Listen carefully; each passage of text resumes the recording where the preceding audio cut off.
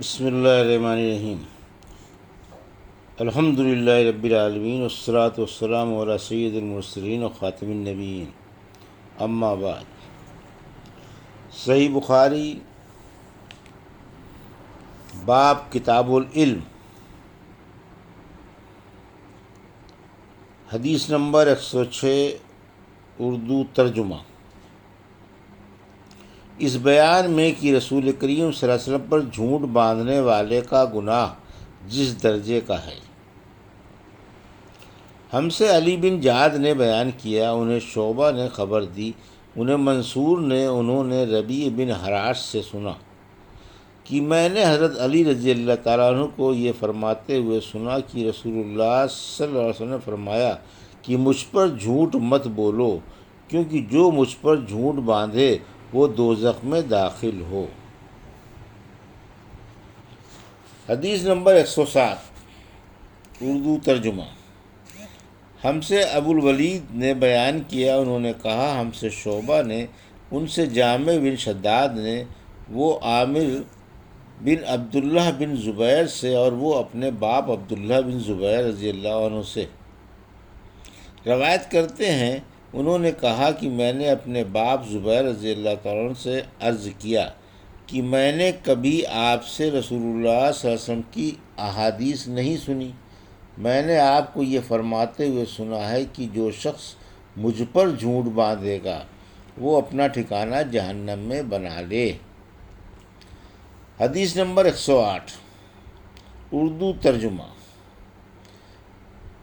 ہم سے ابو معمر نے بیان کیا، ان سے عبد الوارث نے عبدالعزیز کے واسطے سے نقل کیا کہ حضرت انس رضی اللہ عنہ فرماتے ہیں کہ مجھے بہت سی حدیثیں بیان کرنے سے یہ بات روکتی ہے کہ نبی کریم صلی اللہ علیہ وسلم نے فرمایا کہ جو شخص مجھ پر جان بوجھ کر جھوٹ باندھے تو وہ اپنا ٹھکانہ جہنم میں بنا لے۔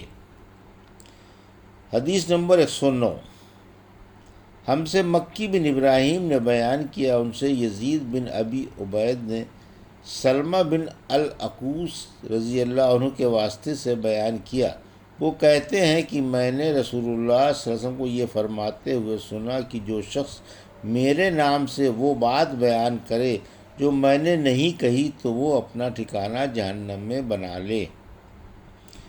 حدیث نمبر 110، اردو ترجمہ۔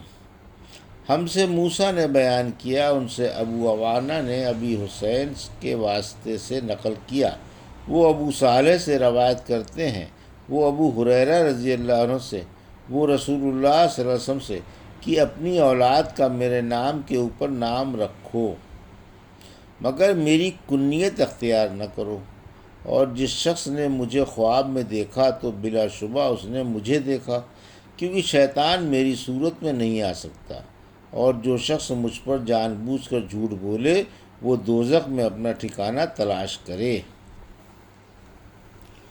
حدیث نمبر 111، دینی علم کو قلم بند کرنے کے جواز میں، اردو ترجمہ۔ ہم سے محمد بن سلام نے بیان کیا، انہیں وکیع نے سفیان سے خبر دی، انہوں نے مطرف سے سنا، انہوں نے شعبی رحمۃ اللہ علیہ سے، انہوں نے ابو حذیفہ سے، وہ کہتے ہیں کہ میں نے حضرت علی رضی اللہ عنہ سے پوچھا کہ کیا تمہارے پاس کوئی اور بھی کتاب ہے؟ انہوں نے فرمایا کہ نہیں مگر اللہ کی کتاب قرآن ہے یا پھر فہم ہے جو وہ ایک مسلمان کو عطا کرتا ہے، یا پھر جو کچھ اس صحیفے میں ہے۔ میں نے پوچھا اس صحیفے میں کیا ہے؟ انہوں نے فرمایا دیت اور قیدیوں کی رہائی کا بیان ہے، اور یہ حکم کہ مسلمان کافر کے بدلے قتل نہ کیا جائے۔ حدیث نمبر 112، اردو ترجمہ۔ ہم سے ابو نعیم فضل بن وکین نے بیان کیا، ان سے شیبان نے یحییٰ کے واسطے سے نقل کیا، وہ ابو سلمہ سے، وہ ابو ہریرہ رضی اللہ عنہ سے روایت کرتے ہیں کہ قبیلہ خزاع کی کسی شخص نے بنو لیث کے کسی آدمی کو اپنی کسی مقتول کے بدلے میں مار دیا تھا۔ یہ فتح مکے والے سال کی بات ہے۔ رسول اللہ صلی اللہ علیہ وسلم کو یہ خبر دی گئی، آپ نے اپنی اونٹنی پر سوار ہو کر خطبہ پڑھا اور فرمایا کہ اللہ نے مکے سے قتل یا ہاتھی کو روک لیا۔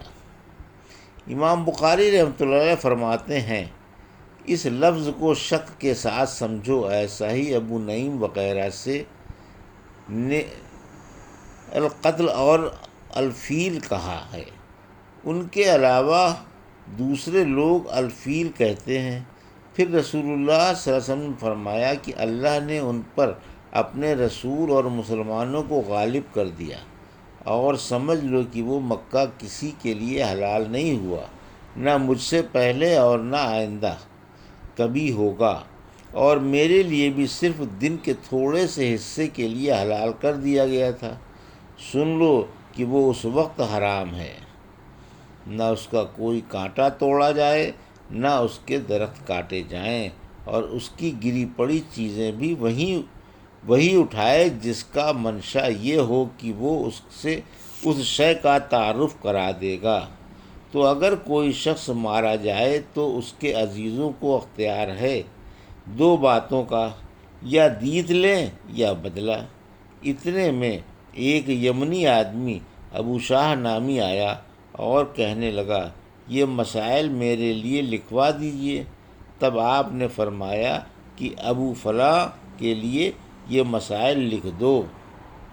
تو ایک قریشی شخص نے کہا کہ یا رسول اللہ، مگر اذخر یعنی اذخر کانٹے کی اجازت دے دیجئے، کیونکہ اسے ہم گھروں کی چھتوں پر ڈالتے ہیں یا مٹی ملا کر اور اپنی قبروں میں بھی ڈالتے ہیں۔ یہ سن کر رسول اللہ صلی اللہ علیہ وسلم نے فرمایا کہ ہاں، مگر اذخر۔ حدیث نمبر 113۔ ہم سے ابی علی بن عبداللہ نے بیان کیا، ان سے سفیان نے، ان سے عمرو نے، وہ کہتے ہیں کہ مجھے وہب بن منبعث نے اپنے بھائی کے واسطے سے خبر دی۔ وہ کہتے ہیں کہ میں نے حضرت ابو ہریرہ رضی اللہ عنہ کو کہتے ہوئے سنا کہ رسول اللہ صلی اللہ علیہ وسلم کے صحابہ میں عبداللہ بن عمر رضی اللہ عنہ کے علاوہ مجھ سے زیادہ کوئی حدیث بیان کرنے والا نہیں تھا، مگر وہ لکھ لیا کرتے تھے اور میں لکھتا نہیں تھا۔ دوسری سند سے معمر نے وہب بن منبع کی متابعت کی، وہ حمام سے روایت کرتے ہیں، وہ حضرت ابو ہریرہ سے۔ حدیث نمبر 114۔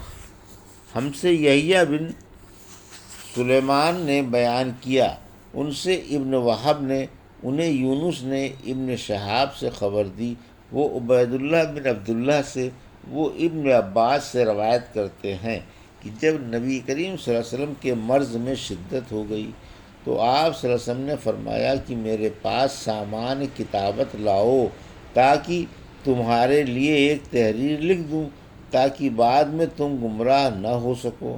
اس پر حضرت عمر رضی اللہ عنہ نے لوگوں سے کہا کہ اس وقت آپ صلی اللہ علیہ وسلم پر تکلیف کا غلبہ ہے اور ہمارے پاس اللہ کی کتاب قرآن موجود ہے جو ہمیں ہدایت کے لیے کافی ہے۔ اس پر لوگوں کی رائے مختلف ہو گئی اور شورغل زیادہ ہونے لگا۔ آپ صلی اللہ علیہ وسلم نے فرمایا میرے پاس سے اٹھ کھڑے ہو، میرے پاس جھگڑنا ٹھیک نہیں۔ اس پر ابن عباس یہ کہتے ہوئے نکل آئے کہ بے شک مصیبت بڑی سخت مصیبت ہے، وہ چیز جو ہمارے اور رسول اللہ صلی اللہ علیہ وسلم کے اور آپ کی تحریر کے درمیان حائل ہو گئی۔ حدیث نمبر 115۔ اس بیان میں کہ رات کو تعلیم دینا اور واعظ کرنا جائز ہے۔ اردو ترجمہ۔ صدقہ نے ہم سے بیان کیا، انہیں ابن عینیہ نے معمر کے واسطے سے خبر دی، وہ زہری سے روایت کرتے ہیں، زہری ہند سے، وہ ام سلمہ رضی اللہ عنہ سے۔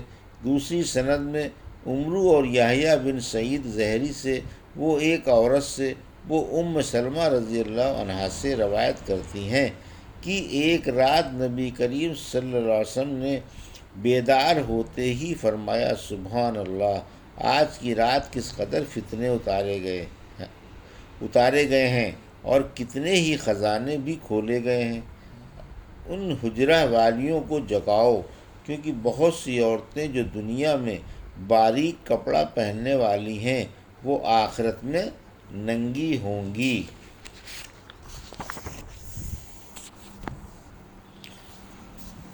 حدیث نمبر 116، اردو ترجمہ۔ اس بارے میں کہ سونے سے پہلے رات کے وقت علمی باتیں کرنا جائز ہے۔ سعید بن عفیر نے ہم سے بیان کیا، ان سے لیث نے بیان کیا، ان سے عبد الرحمن بن خالد بن مسافر نے ابن شہاب کے واسطے سے بیان کیا، انہوں نے سالم اور ابو بکر بن سلیمان بن ابی حشمہ سے روایت کیا کہ حضرت عبداللہ بن عمر رضی اللہ عنہ نے فرمایا کہ آخر عمر میں ایک دفعہ رسول اللہ صلی اللہ علیہ وسلم نے ہمیں عشاء کی نماز پڑھائی۔ جب آپ صلی اللہ علیہ وسلم نے سلام پھیرا تو کھڑے ہو گئے اور فرمایا کہ تمہاری آج کی رات وہ ہے کہ اس رات سے 100 برس کے آخر تک کوئی شخص جو زمین پر ہے وہ باقی نہیں رہے گا۔ حدیث نمبر 117، اردو ترجمہ۔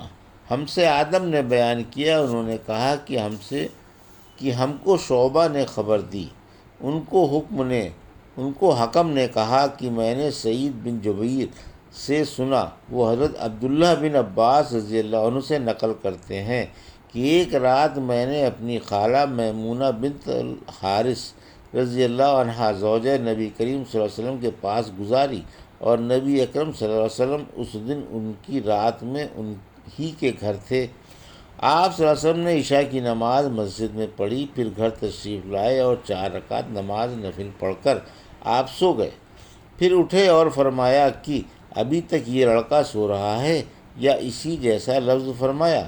پھر آپ نماز پڑھنے کھڑے ہو گئے اور میں بھی وضو کر کے آپ کی بائیں جانب کھڑا ہو گیا تو آپ صلی اللہ علیہ وسلم نے مجھے دائیں جانب کھڑا کر لیا۔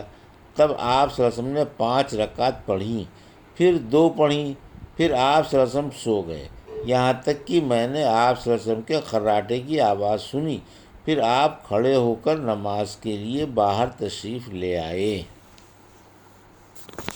یہ تھی صحیح بخاری کتاب العلم کی حدیث نمبر 105 سے 117 تک کا اردو ترجمہ جو ابھی آپ نے سماعت فرمایا۔ اللہ سے دعا ہے کہ اللہ ہمیں ان حدیثوں کی صحیح سمجھ عطا فرمائے اور ان کے مطابق زندگی پر جینے کی توفیق عطا فرمائے، آمین یا رب العالمین۔